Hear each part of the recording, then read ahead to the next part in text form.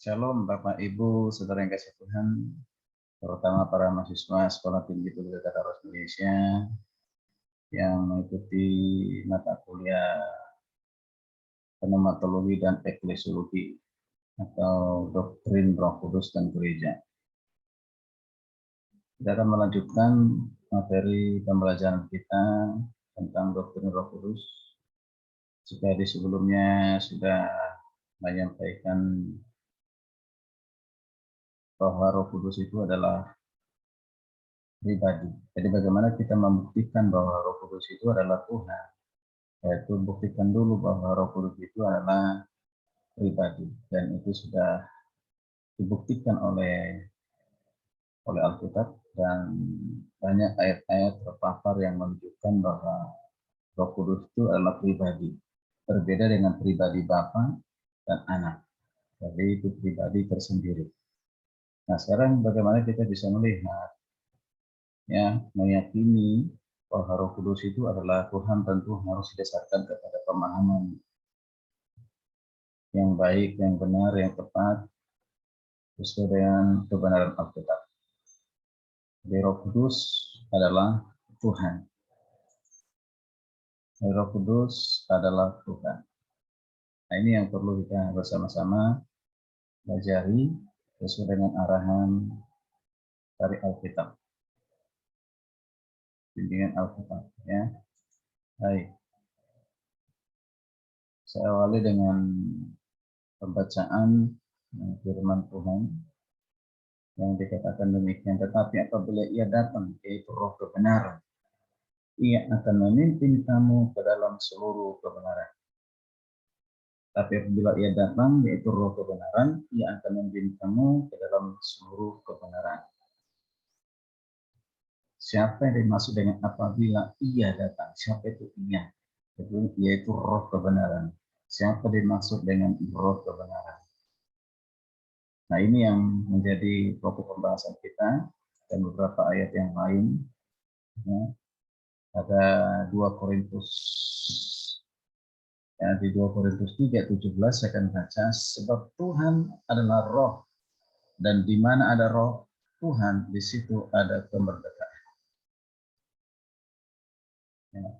Bapak Ibu, saudara kasih Tuhan dan para mahasiswa yang saya kasihi, memahami Roh Kudus secara tepat ialah mengerti doktrin tentang Roh Kudus itu secara benar dan objektif menurut ajaran Tuhan Yesus dan menurut ajaran Alkitab.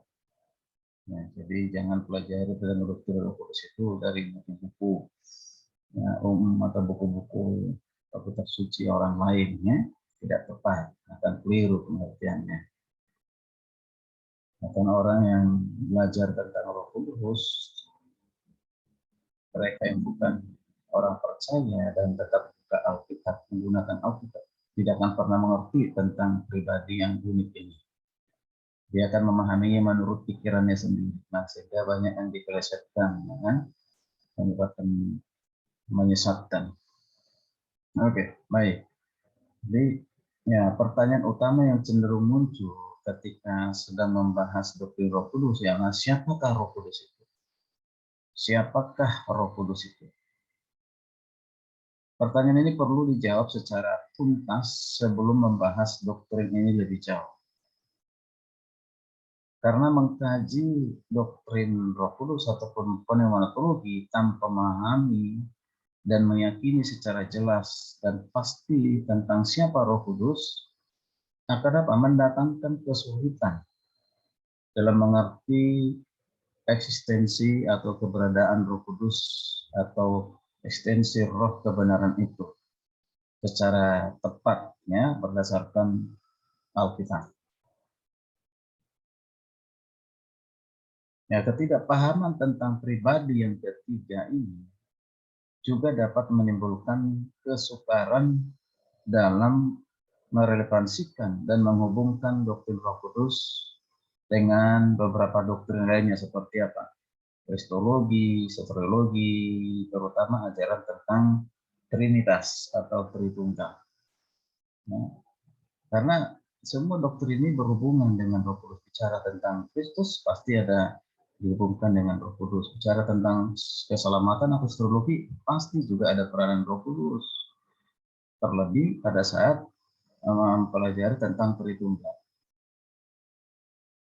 Ketidakjelasan tentang doktrin Roh Kudus pun mampu menyulitkan seseorang untuk membangun argumentasi apologetik terhadap doktrin pneumatologi palsu.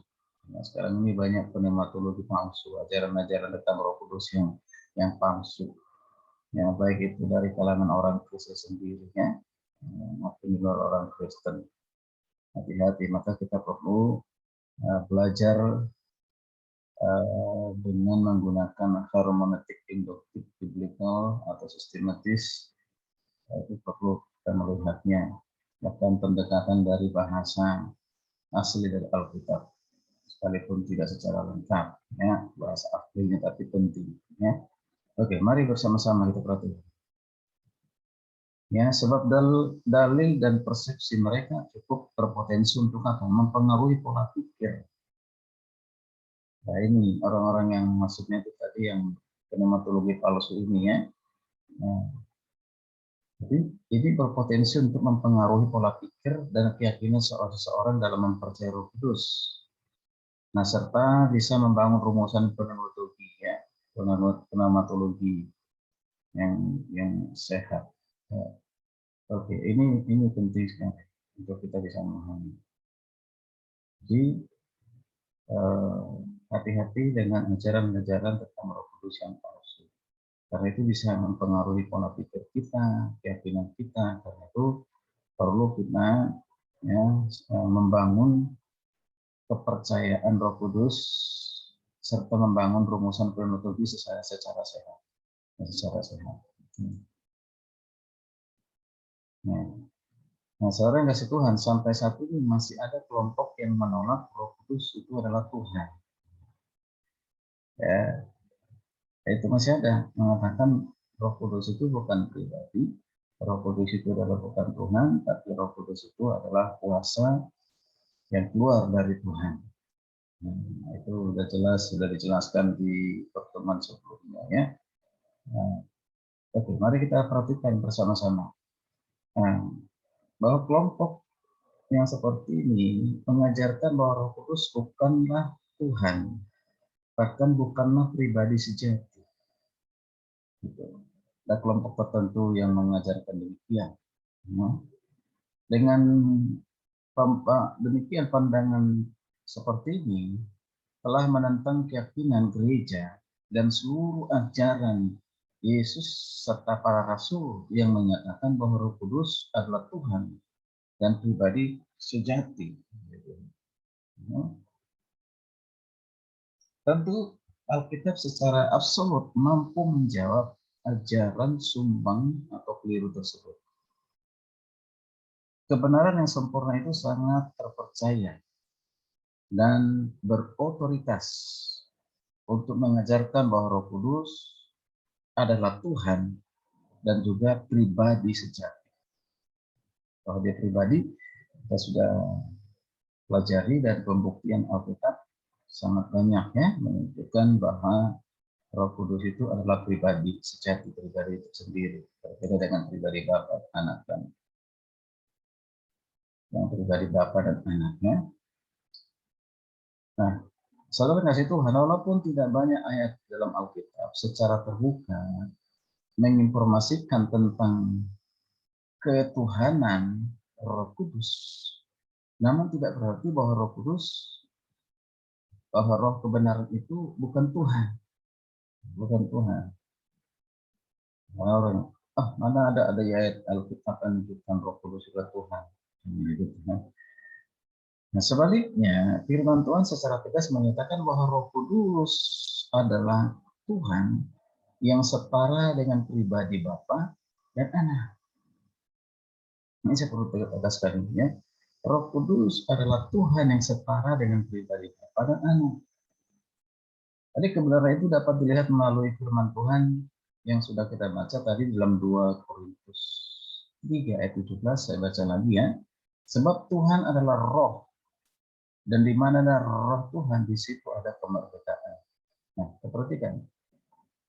Tadi Kebenaran ini dapat dilihat melalui firman Tuhan ini, yaitu dengan kata, yaitu Hokrios to pneuma estin.